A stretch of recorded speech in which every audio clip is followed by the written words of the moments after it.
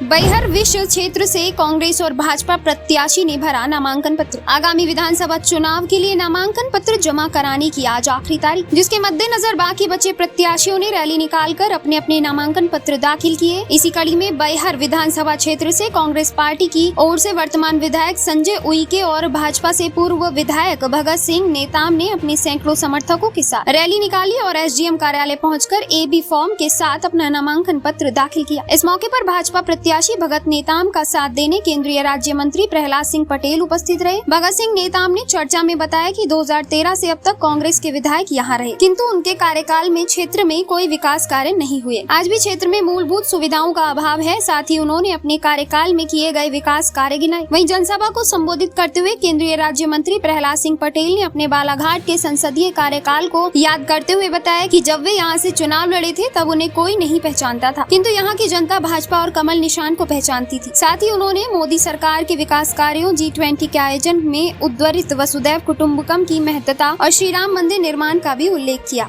नामांकन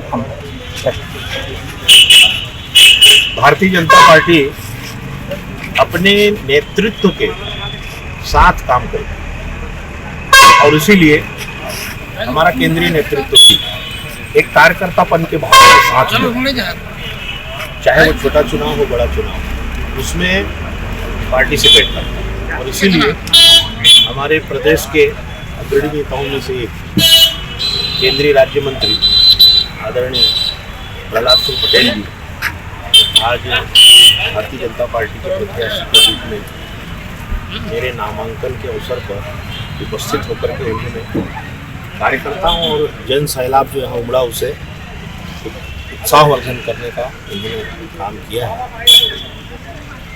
जीत के प्रति आप कितने आश्वस्त? 2013 और 2018 में इस क्षेत्र की जनता ने बहुत विश्वास के साथ कांग्रेस को मत किया, लेकिन इन 10 वर्षों के अंदर बैहर विधानसभा क्षेत्र का विकास अवरुद्ध हो गया।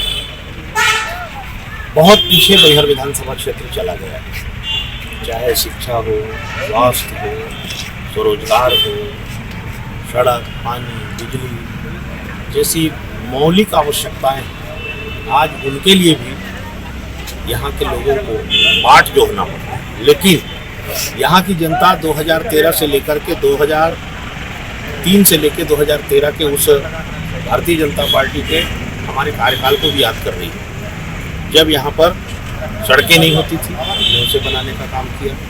यहाँ पर हमने बिजली के 5 स्टेशन लगाए, सिंचाई के लिए हमने 5 यहाँ पर जलाशय बनाए, हमने कॉलेज खोला, हमने 3 उप तहसील बनाया। इस प्रकार से अनेक काम हमने यहाँ पर किया है और उन सारे कार्यों को जनता बहुत मन से तुलनात्मक रूप से देख रही है और मुझे भरोसा है कि हम विकास के मुद्दे पर और जन कल्याणकारी योजनाओं के आधार पर जनता के बीच में जा रहे हैं।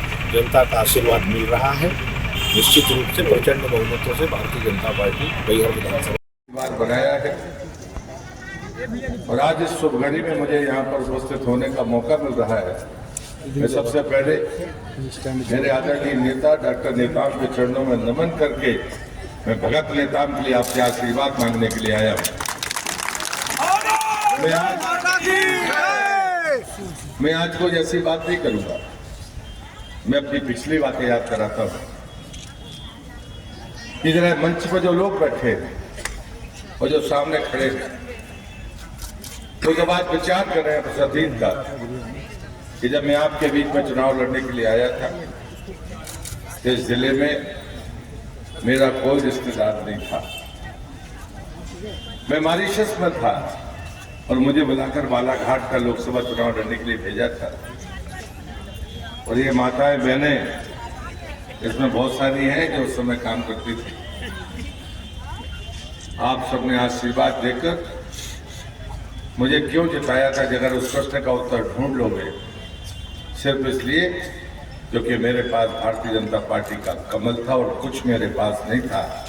और आपने बालाघाट का ये चीजें याद इसलिए करनी चाहिए कि भारतीय जनता पार्टी जिसे उम्मीदवार बनाती है,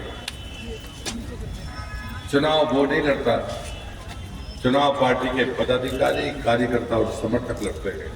उसका प्रतीक मैं हूं, इसलिए मैंने आपको याद दिलाया। और जब मैं उम्मीदवार बनकर आया तो डॉक्टर नेतान तो हमारे समय नेता होते थे। हम लोग युवा मोर्चे में थे, एक समय क्रांति मसाल यात्रा हम लोगों ने निकाली थी, तब हमारी सरकार नहीं थी। मैं वहां पर पैदल चला था। छत्तीसगढ़ के वर्तमान की जो बॉर्डर है ना, राजनांदगांव की बालाघाट की सालेवाला, वो पानी गिर रहा था तो साहू जी थे जो डॉक्टर। विकास तो ऐसा है कि आज पूरी दुनिया मोदी का लोहा मानती है। विकास तो ऐसा है कि शांति के लिए लोग हमारी तरफ नजर उठाकर देखते हैं। लेकिन G20 में आए तो हमने नारा दिया, वसुधैव कुटुंबकम, पूरी दुनिया हमारी है। हमको लोग बड़ा अनपढ़ कहते हैं, ये कांग्रेस के लोग समझते हैं कि साहब गांव का आदमी समझता नहीं होगा। अरे कांग्रेसियों, ये हिंदुस्तान का आम मजदूर, गरीब और किसान, भले तुम्हारी नजर में वो कम पढ़ा लिखा हो, लेकिन वो गर्व के साथ कहता है धर्म की जय हो, अधर्म का नाश हो, प्राणियों में सद्भावना हो, विश्व का कल्याण हो। दुनिया के किसी देश के प्रधानमंत्री, राष्ट्रपति के मुंह से सुना है? किसी धर्म वाले के मुंह से सुना है?